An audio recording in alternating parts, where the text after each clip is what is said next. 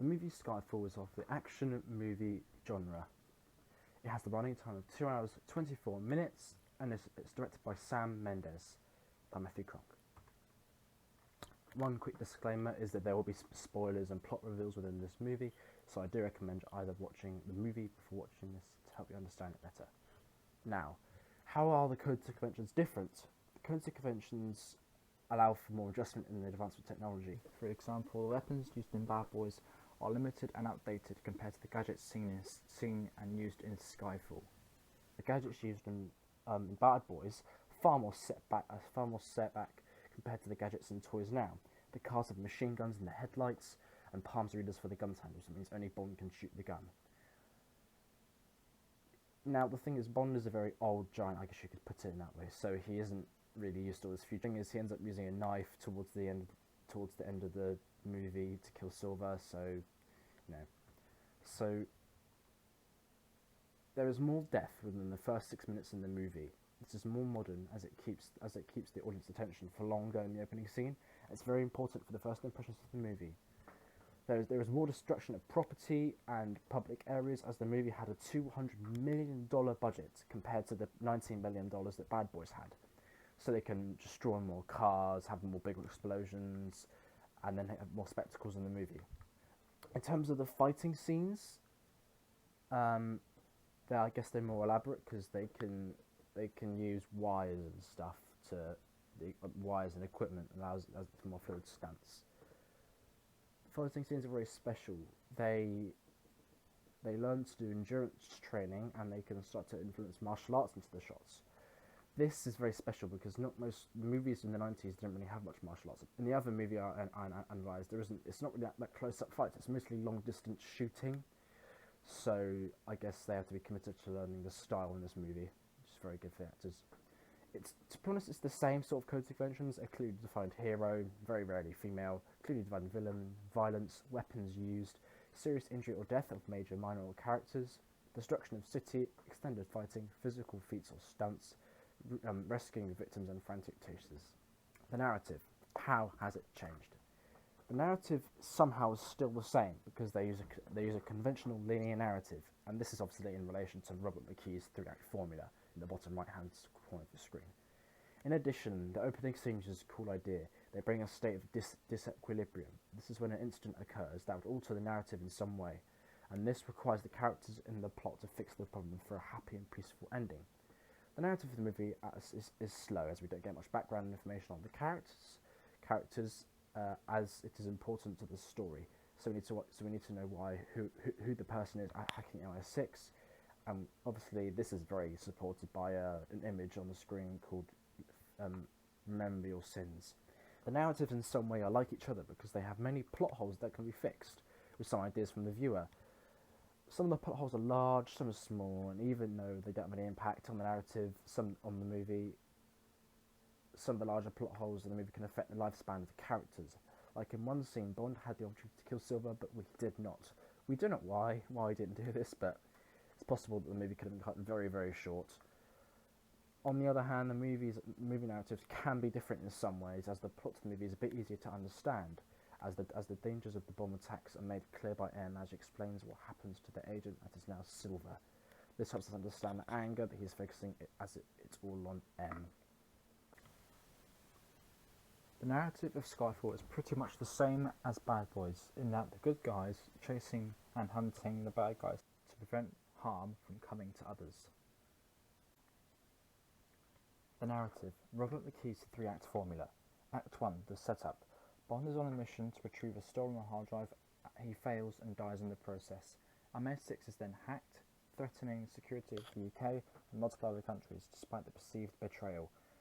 Bond's pathetic love of country makes him return to London and stop the terrorists.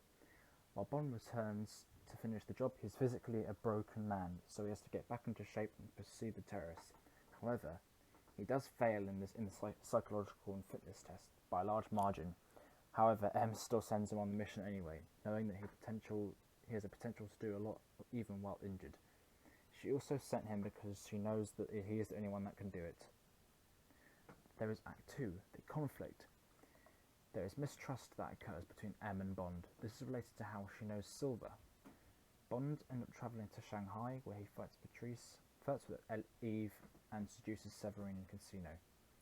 Silver is introduced midway through the movie. This is unusual in a movie that uses the three-act narrative. Although Severine is killed, Silver is apprehended. At this point in the film, the villains start to close in. Silver's relationship with M is revealed. As Silver escapes, comes to a realization that to 007 that it might be a part of his plan to escape. At this point, all is lost. Bond is unavailable to prevent Silver's next attack and barely rescues M. They both flee to Bond's childhood home in Scotland to lure Silver, as they have been one step behind him all the time. There's Act 3, The Resolution. Bond, M, and Kincaid prepare to trap Silver at Skyfall and lay in wait for Silver's men to attack them, as Bond knows Silver is desperate. A gunfight happens and M is pursued by Silver into a chapel where Bond kills Silver, but Bond makes amends before she succumbs to her wounds. Bond receives a gift from M that has a lot of symbolism to him, and Eve takes a desk job and Mallory becomes the new M. Happily, Bond has recovered from his injuries and is ready to go on his next mission assigned by Mallory. The characters. First of all, I'll start off with the men. Now, the male characters, they're very interesting, as in most Bond films, they're pretty much the same, but when you apply props character theory to some of the characters, you can go into many roles. So, there is James Bond, or 007. In most Bond movies, he's often represented as the silent, peerless spy, which means he always works by himself. He is a notorious womanizer and a strong masculine icon. He has good nerves, especially under stress, so he can stay calm and collected. Bond can also be represented as a male dominant in the movie, and as he has some authority over some people. This is key as it shows his need to lead. This can lead to some conflict between the two. This character is very similar to Mike in Bad Boys. He is always in charge, but he does work well with partner, so he is not a solo flyer. So he can be different in some ways. In addition, Mike does not tend to sleep around, even though we don't see, we can tell based on his personality and traits, and obviously as he owns many fast cars. In relation to props character theory, he can be the hero in the movie. There is Q. Q is an interesting character, as he can be the helper and the donor. He is the two roles because he assists Bond by giving him info on the mission and supplies him with the high-tech gadgets, as he is the quartermaster. I guess you could say that these gadgets are more like the magical objects in the list. Sometimes he does have a humorous side, as when he introduces himself inside the art gallery, he says that while I hazard that I can do more damage on my laptop sitting in my pyjamas before my first cup of Earl Grey than you can do a year in the field. This is good as it shows the hostility of his nerdiness, but also allowing a bond to be made between him and 007, as they shake hands with a smile. Q has good taste in art, as he was schooled well in MIT, so it's clever that Sam Mendes, the director, had made this scene in an art gallery and so strategically placed art behind over their shoulders. Q can be somewhat compared to the character Julie as she gets Bad Boys in Film the Drug Case. There is Mallory. Initially, Mallory is seen as the secondary villain. M sees Mallory as someone against her, and Bond thinks he may be using Eve to spy on him. However, as the movie progresses, we see that Mallory is revealed to be on their side as he helps the characters throughout the mission. He ends up becoming the new M, as the old M does end up dying towards the end of the movie. This is different because normally there's a bit of female authority, but this has now been replaced with a new male authority, which has been very common over the last 20-30 years of Bond movies. Lastly, there's Raoul Silva. He is the main villain on props character theory. He's only introduced a quarter away through the movie, so we don't end up knowing much about him. But the thing is, he planned being captured by the MI6, and he sort of knew what jail cell they used, so he knew how to escape, and he had a plan. And the thing is, we end up finding, this is the point where we end up finding out that he was an agent before, and M betrayed him, so he had to swallow one of those pills, but it did not kill him, so only debilitating him, as his jaw was all messed up with rotten teeth. Now, You see, in this Bond movie, he is the stereotypical madman. Some of the traits we see in the movie is the staring eyes, the sick smile, and I guess you would say the lack of guilt for being unreasonable and illogical. For example, Silver orders his men to shoot up Bond's childhood home and his precious Aston Martin because he has a very precious love for cars. He has no reason to destroy them, but he did. He probably did this to hurt Bond personally. Most importantly, there is a murderous constant threat and violence. So I guess he can be compared to the Bad Boys villain. Silver is a lot more serious and will do anything to get revenge on M, even if Bond gets in the way. He is a stereotypical Hollywood villain in that he is foreign. This is seen in Bad Boys as well. Silver also has this added stereotypical feature of Hollywood villains that he is disfigured or disabled in any way. This can be related to his rotted/corroded teeth, which are replaced by metal ones. The characters. How are the females different? Now, in terms of the female characters, they're pretty much somewhat different, I think. Firstly, there is Eve Moneypenny. She was introduced as a rookie agent who accidentally shoots Bond during the pre-title sequence, which is the beginning. After a mid-film dalliance with 007 in Macau, Moneypenny decides she isn't cut out for field work. As Skyfall ends, she accepts the position as M's personal assistant as a desk job, starting to like where the character was before. She's a surprisingly strong character as she confronts the normal stereotypes that the older character was. Compared to the 1962 version, she is the person that either flirts with Bond or sleeps with Bond. In this movie, she does not sleep with Bond, she only teases a relationship, I guess.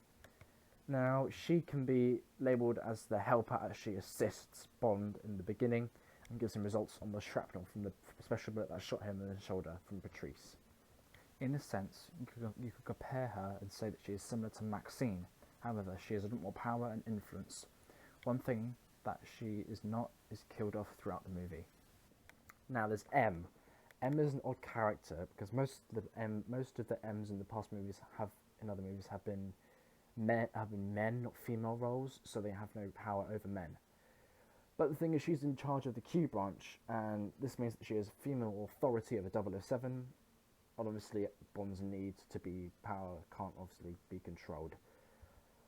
So, during the beginning scene, she would rather not lose an agent than lose a list with a bunch of undercover agents. This puts stress over her, as you can tell from the bulldog in when she was writing the obituary of 007. I guess it acts as a British symbolism because it's when she's writing the obituary, the bulldog's facing her. So I guess you could say it's sort of saying that the whole of England is watching over her, saying that if she's doing something wrong. Now, when she was with Bond, it was looking away, saying that she was looking out for England, but now it's looking at her. So yeah, bit of English representation there. She could be compared to Alison Sinclair. She's the captain in Bad Boys. She only shows up towards the beginning of the movie, but then she doesn't show up much else. One extra thing is that she is an older woman, not young and sexy, which is normally like for other female roles, but this is very rare to see in a Hollywood film. There is Severine. See, we don't see her much, only for the fact that she is bait for Bond to not really kill her, but test his aim on a shot glass on her head, as obviously the injury that he succumbed made his, performance in the field a bit less, so his shot was a bit off. Her role in the movie, I guess you could say, is the Bond girl. This is quite stereotypical for the James Bond movies. That means that she is the one that sleeps with him, or she's the one that he seduces. Her only role is really to take him to the island, and then obviously, as she betrayed Silver because he told him where he was, she is then, tested and put against a wall, and that's where he shoots her. She's seen as the stripper/sex object. In my opinion, she's a pretty pointless plot device to assist Bond. She only gets there. I was pretty surprised to see that when she was killed, Bond had, I guess you'd say, a pretty cold, emotionless face, which means he did not care for her properly. He was only there for the deed, really. Now, in terms of the audio, the sound of the movie is clever, as they tend to use it for more diegetic sound and less of the non-diegetic sound. This can be used to create many atmospheres and convey many emotions, which allows the audience to focus on the dialogue, as it may be important to the plot. Throughout the opening scene, they use non-diegetic sound, which consists of much music to create of action and excitement. This is used well to open a character or deaths. When a character is killed, the music tends to stop to a halt, so you can hear their final breath, or the person that shot them. However, when M dies, there is just a sound of slight wind, so we can focus on the last words of M, and the gradual decline of her breathing, I guess, becomes less frequent. As the final breath is taken, I guess, the melancholy music gradually comes back in quite softly, so with Bond's face in the shot. Now, Mendes is very clever, because he uses a lack of diegetic sound to manipulate and change our emotions to make us feel sympathy for Bond, as technically M was family to her. In terms of modern expectations for the score of the movie, it has had to adapt to the technology that they have available now in the 2000s, post-2000s. Some of the technology that was used for this music was called digital sampling technology. This has since changed since the 1990s, and it has a higher quality for instruments and a sound adjustment. You can change the dB, you can change the sound and stuff. In Skyfall, they use Foley, which is the sounds in the studio with many objects like rocks or glass shattering. So, I guess you could say that it's quite creative when they made the music. The main score for the movie was of the orchestral pop genre. This accompanies the film in a way that Mendes said to Adele during an interview, saying that it had soulful, haunting and evocative quality. Also, when recording, said they had set 77-piece orchestra, which is pretty interesting because it allows a lot of detail in the song, so you can hear all the emotions. In comparison with Bad Boys, they seem to use different sound for the villain's entrance as in Bad Boys, because they used a low and dark tone for the character, but with Silver, he seems to be very calm and collected and quite silent, but he also talks quite a bit to keep the continuity of editing quite high.